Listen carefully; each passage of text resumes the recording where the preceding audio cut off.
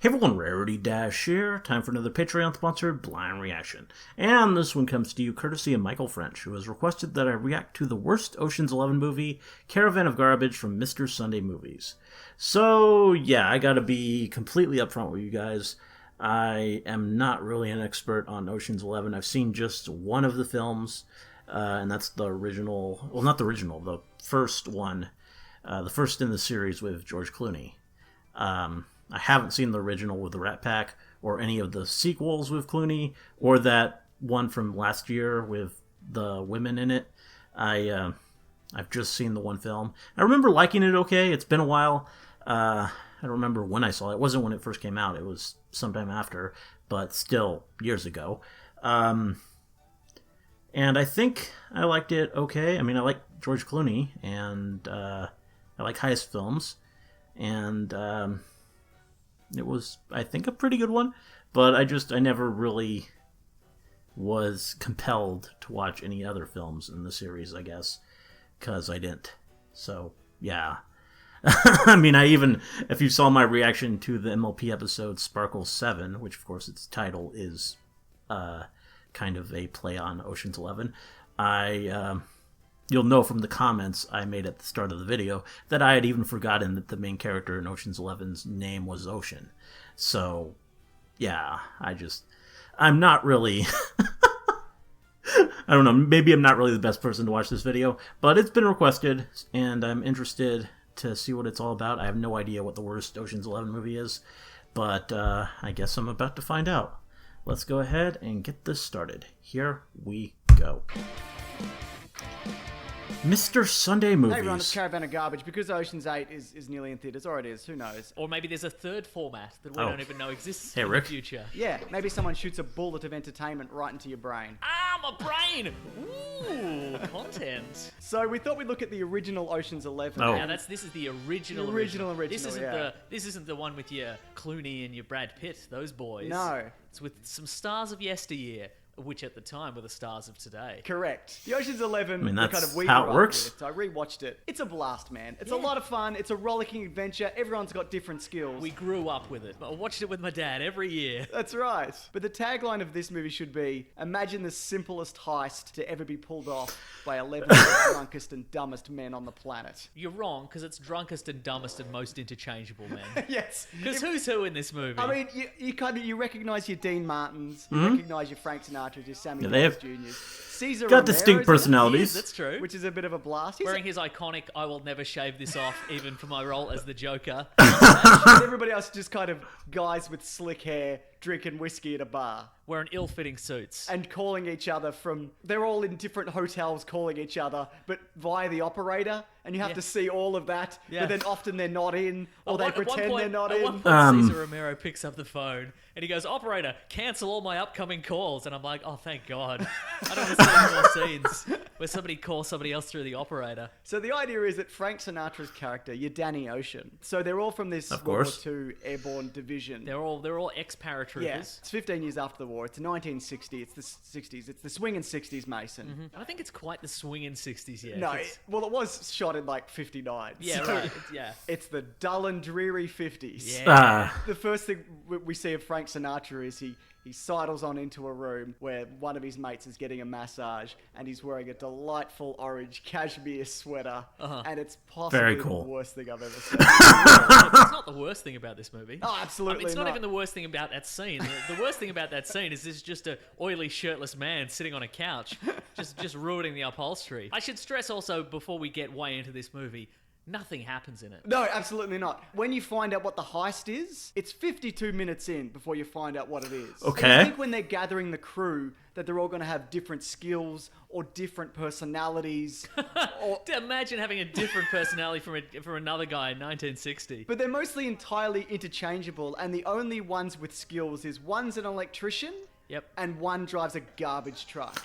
And everybody else can kind of do the same You're thing. incorrect. Frank Sinatra, Danny Ocean's ability is that he can mimic various accents, but only on the phone and only for prank-related purposes. And he has to put a handkerchief over the receiver. And I don't want to compare it to the new one so much, but the new one is so much better. Ugh. The first 45 minutes is just introducing characters, but it's like, here's something that's happening on a racetrack. Here's something that's happening in a robbery in progress. Here's something happening on a subway. This movie, it's just, hey, here's a dude in a suit in a hotel room.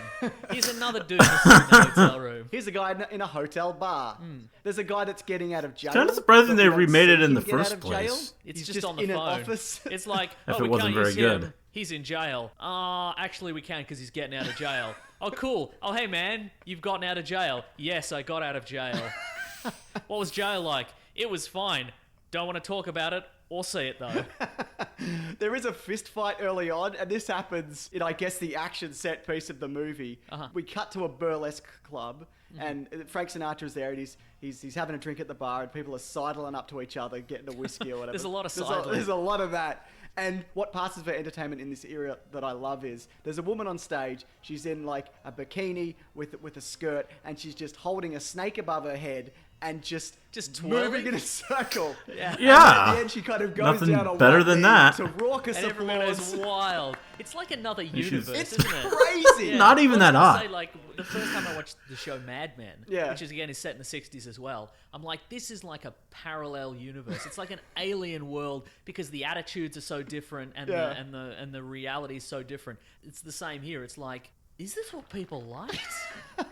You went out for this. You dressed up. You put on an ill-fitting boxy tuxedo to go out and watch a woman twirl a snake. Well, the second woman that comes out, who's called Honeyface, who's the wife of one of the men who's pulling off the heist, she comes out in a white dress. Oh. And I'm thinking, okay, she's going to sing, she's going to dance, she's going to do a cartwheel, fire twirl, I don't know. And then she just clops in a circle for about a minute to everybody, and everybody's watching, and then it cuts to the bar, and Frank Sinatra's having a conversation with the guy's wife or whatever, and you hear the crowd kind of rear up that something's happening, and I expect it's going to cut back and she's balancing on a chair or throwing a knife or something, but she's just clopping in a circle.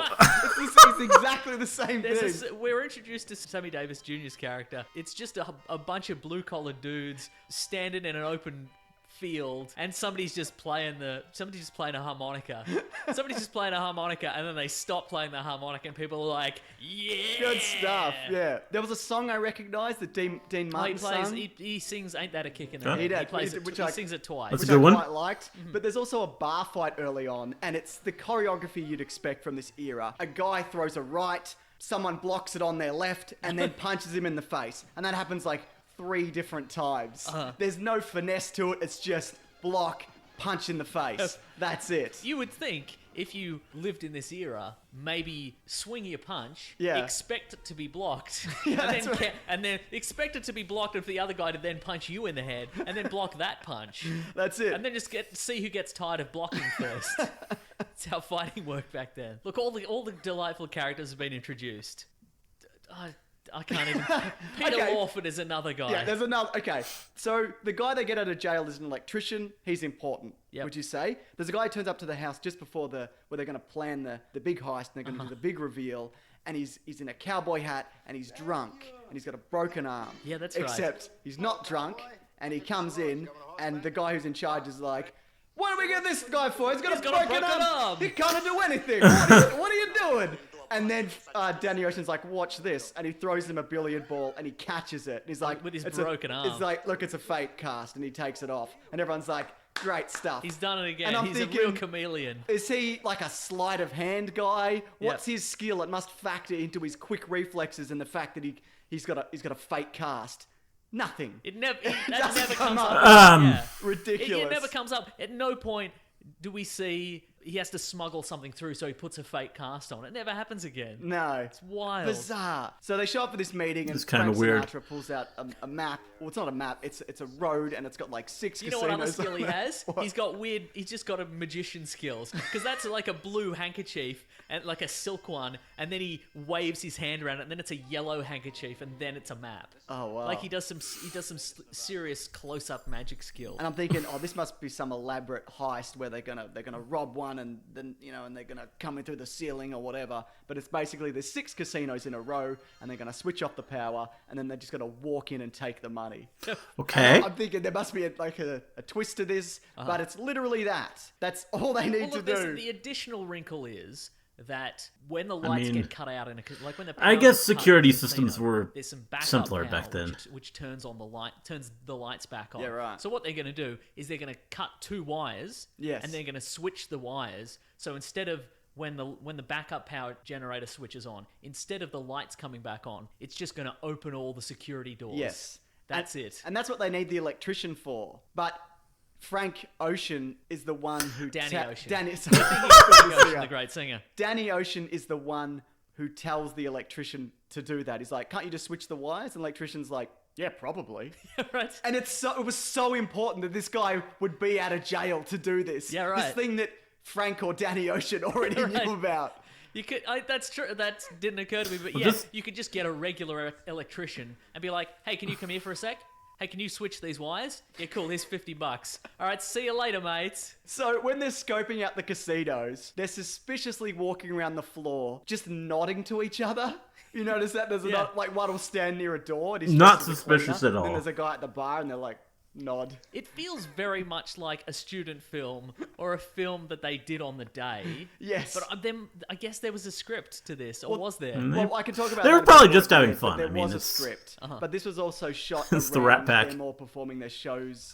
having fun time. between shows. So they'd perform their Yeah. shows, and they'd get up early, and then they'd do this, and then they'd drink until they'd have to do the next show Right. or whatever these guys do. But when the heist starts, they look so suspicious. And they're just standing awkwardly and again, like looking at each other, Yeah. like from across the room. Nodding and saluting and waving. But the doors just open when the lights go out, and they just walk in with a duffel bag. And the security guards don't have any flashlights. There's Nah. no dogs. Oh, also because you know how in all these heist movies, there's like normally the security's impregnable, but on this day at this time, this is going to happen. There's going to be a system reboot. There's going to be a computer thing. Everybody's going to be doing a thing. Yep. And so we've got exactly 30 seconds and we're going to do this and we're going to switch the cameras and we're going to do whatever. The main thing of this is, well, normally the security would be impregnable. But in this instance, it's New Year's Day. It's going to hit the stroke of midnight and everybody in Las Vegas is going to stop what they're doing and sing Auld Lang Syne all together. Without exception. For a minute and 32 Yeah. 38 seconds. Don't give... Yeah. You got to be precise. But also, It's realistic. I've been at New Year's parties, and people sing Auld Lang Syne for as long as they can be bothered concentrating. Or for as long as they can remember the words, which is usually about 20 seconds. Look, we've timed it out, so everybody is going to be steadfast, and they're going to be locked into this song for exactly that amount of time. So that's exactly how long we have. No. But this is an era where people can watch a woman Twirl a snake. claw a That's snake true. around a Got to stage keep that in mind. So, for 20 minutes. I guess they're like, oh, okay, right. You know what, everybody? We've got a minute and 38 seconds to not think about the grim realities of death. So if you don't sing it for the full amount of time, you're un-American. You're probably a communist, so... They walk in and they walk out with the money. Yep. They put it in trash cans out the back of each casino. Yep. So, because that's the easiest way to get it out of Vegas, because Sammy Davis Jr. is going to come in and grab it in the garbage His trucks. skill is driving a garbage truck. Not a terrible idea, granted, but just when you think everything's fine, Mason, the one who got out of jail has a heart attack and he dies in the street, presumably because, like all of them, he smokes 100 cigarettes a day. And he's always been 55. That's right, exactly. He's always been 55 years old. That's how he was born, like all of them. His heart's never been good. Anyway, it's like $6 million. There's no cameras, so nobody's seen anything. Yep. The law enforcement's big plan is check every bag at the airport, which is hilarious nowadays because they make you take your shoes off. Yeah, right. And it's also, hey, you know that one road that goes out of Vegas? Just stop every car. Yeah, except Sammy Davis Jr. driving the truck full of money, the garbage truck, just rolls up and he's like, hey guys, what's going on? And the cops are just like, Get this truck out of here. Just go straight through. We don't have time to deal with you, garbage truck man. You see them checking other people, and there's like an old woman in a car, and she's like, what happened? They're like, there was a robbery or whatever. And she's like, oh, okay. And then she just drives off. Check the boot. Check the back seat. Yeah. Do something. So they could have just driven it out in a regular car. I don't know. They could have put the cash in their clothing. Yes, exactly. Yeah. Because $6 million, physically, it's not a lot of money. It's like 6 small bags. So anyway, Sammy Davis Jr. drops off the garbage dump to pick up later. But in the meantime, there's a guy played by Cesar Romero who is the soon-to-be stepfather of Frank Sinatra's mate, whose one problem is that he's always had money for all the 55 years that he's been alive, being 55 for. And his mum always gives him money. And he's like, that's my problem. That's why I want to pull this heist off. There's a scene where he calls his mother and he goes, Mum, I need some money. And she's like, oh, why? Not again, why? And he's like, I just need some spending money. Yes. And she's like, oh, fine then. I thought it was for an investment. So his mother is going to be marrying Cesar Romero, a man who is clearly the same age as him. There's an hilarious story because Cesar Romero very quickly figures out that it's these 11 guys. Because he's like, well, that guy died in the street. And he was a paratrooper. He was a paratrooper with Frank Ocean's men. I know he's not Frank Ocean. I'm combining names. Wow. It's fine. But he doesn't figure it out by detective work or examining a crime scene. His wife to be is just like, boy, they're a paratrooper. Boy, well, all his army friends are hanging out, aren't they? They're always having meetings and saying they're probably up to something. In Las Vegas. Why else would they be in Las Vegas? And he's like, up to something in Las Vegas, like a crime. So he figures it out and he goes to Frank Sinatra and he's like, what you've done, it's a real bloody work of art. First of all, it's fucking not. It's just walking into a room and taking some money. And he's like, I envy you guys. I envy your youth. And I looked up his age. This dude is 7 years older than Frank Sinatra. And so he just goes to Frank Sinatra. Frank Ocean. And he goes to the other dudes and he's like, listen, I know what you did and I want half the money. And they're like, okay. Like, there's barely half a denial. There's not like, what are you talking about? Yeah. Prove it. Yeah, exactly, yeah. There's none of that at all. Because he doesn't know where it's gone. He doesn't know how they got it out of the city, even if they have got it out of the city. That's exactly it. He's just like, you better give me half the money. They should just be like, we don't know what you're talking about. Yeah. There's literally no evidence because there's no cameras. That's right, exactly. Get out of here, mate. You can just say somebody else saw you somewhere else at that exact time. And there'd be no way to prove it. That was forensics back in the day. But I guess the Cesar Romero guy is supposed to be the bad guy. But I'm like, okay, he's found you out and you've admitted it immediately. Just give him half. He's not a worse bloke than you. I like him more than any of you. Give him half of the money. Yeah. That's not unreasonable. Yeah. Frank Sinatra could have just been like, look, we lost some of it. We'll give you $100,000 to get out of here. That's it. So anyway, they put on blackface and they... Okay. What they do, under the cover of darkness, they sneak into where the electrician's body is and they put all the money in the coffin because they're like, nobody will find it in the coffin of the guy who died, who... is clearly linked to us and this crime. So we just take it away from the garbage dump with infinite piles of rubbish where you'd never find it. Also, yeah. It can fit in a coffin. Great idea. It could also fit in probably any coffin-sized object. Yeah. As we previously mentioned, put it in a hot water heater. Put it in a couple of suitcases. Exactly. But in doing so, they take out $10,000 for the son of the electrician to give to him. Mm-hmm. But they also leave a band that says $10,000 on the floor next to the coffin. And the guy, the mortician, rings Cesar Romero and he's like, you told me to ring if something funny happened. And I'll tell you what, something funny happened. I found a band that said $10,000 next to the coffin. I didn't open the coffin, but I just thought I want you to know that I found this band for $10,000. Look, rules are rules. Mortician's rules. Once you close that coffin, you never open it up again. Mm-hmm. So the idea is that they're going to go back after the funeral and get this money back. So they're in a hotel. The phone rings. Frank Ocean answers the phone and he goes, Operation Pine Box? What if it was Cesar Romero? Oh, it's in the coffin, is it? Because you just said pine box and your friend recently died and is in a pine box. There's only one thing that you call a pine box and it's a coffin. Gee, bloody hell.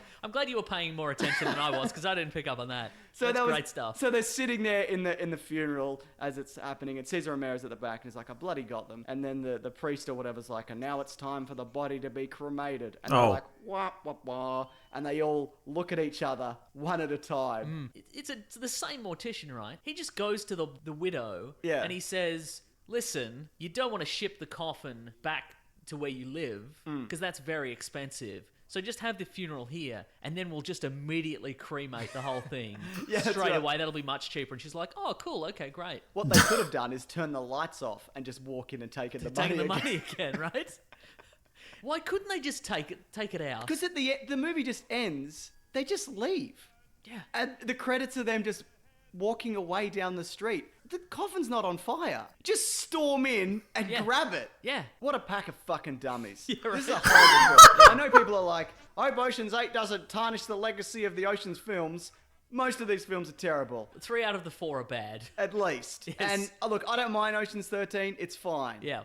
But this is horrendous. And I remember reading an interview with George Clooney around the time when his version came out. Mm-hmm. And it was something like, hey, how does it feel to be like taking on like this legacy of a film, this titan of a blockbuster, you know, that was out and then everybody loved it. And he's like, have you seen it? It's a horrible film. I don't feel bad about it at all. There is no way we can't improve on that. Well, I was going to say final thoughts, just some miscellaneous thoughts. One, everybody dresses like garbage in this film, except potentially Cesar Romero and the miscellaneous, vaguely Mediterranean boss guy. Everybody's like, oh my god, back in the day, everybody is so stylish. And so, no, they're not. Everybody's wearing a weird boxy suit that's buttoned at a weird angle, and all their collars are askew, and their jackets bunch up at the back when they put their hands in their pockets. Because they're drunk. Yeah, they're all drunk. They're all drunk, yeah.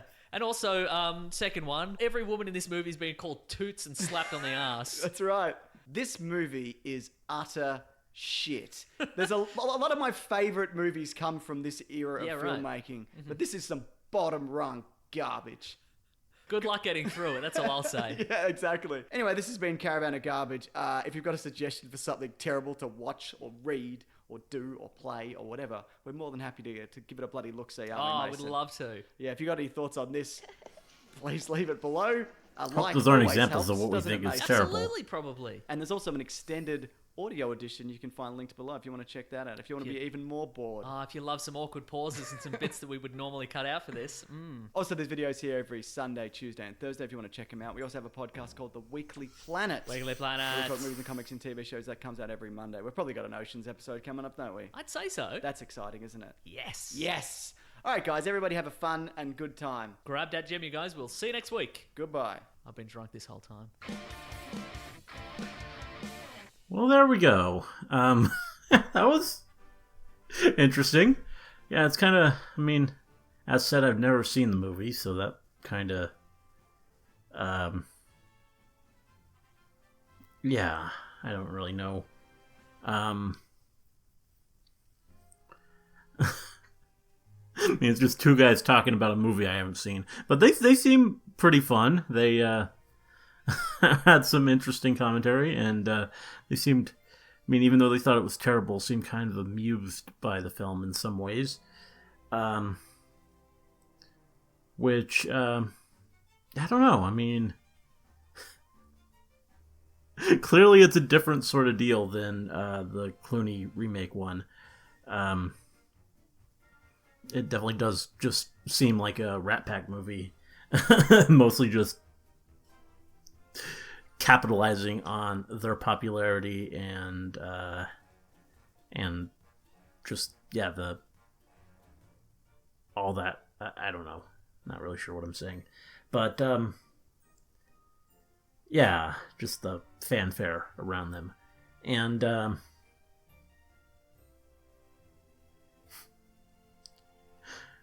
yeah, but I mean, it does look like it and sound like a lot of it doesn't make a whole lot of sense and is pretty bad. I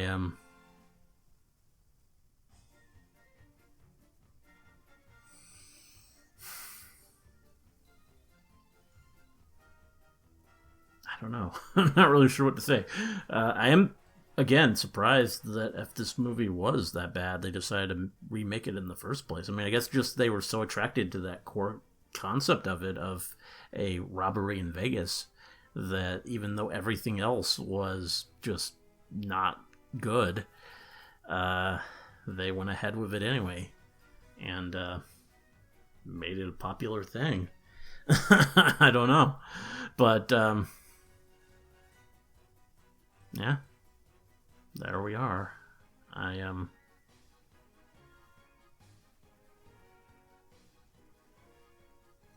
don't think I have anything else to say. Hope you liked the reaction. Let me know if you did, and see you in the next one.